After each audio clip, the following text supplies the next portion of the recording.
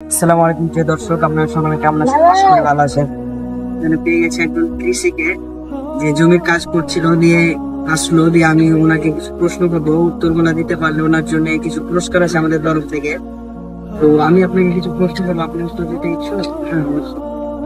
তো আমার প্রথম প্রশ্ন হচ্ছে, হযরত ইয়াকুব আলাইহিস সালামের প্রিয় পুত্র কে ছিল? ইউসুফ আলাইহিস সালাম। দর্শক, উনি বলেছে ইউসুফ আলাইহিস সালাম। ওনার উত্তরটি 100% সঠিক উত্তর। আপনারা জেনে থাকলে আপনারা জানিয়ে দেবেন।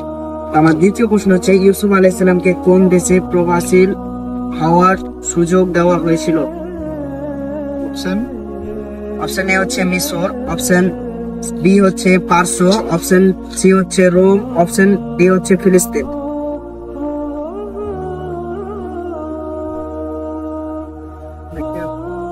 পাস করে দেবো?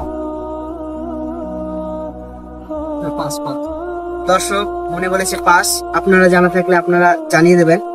তো আমার তৃতীয় প্রশ্ন হচ্ছে, হযরত আদম আলাইহিস সালামকে কে স্বর্গে কোন ফল খাওয়ানো নির্দেশনা করা হয়েছিল, নিষেধ করা হয়েছিল?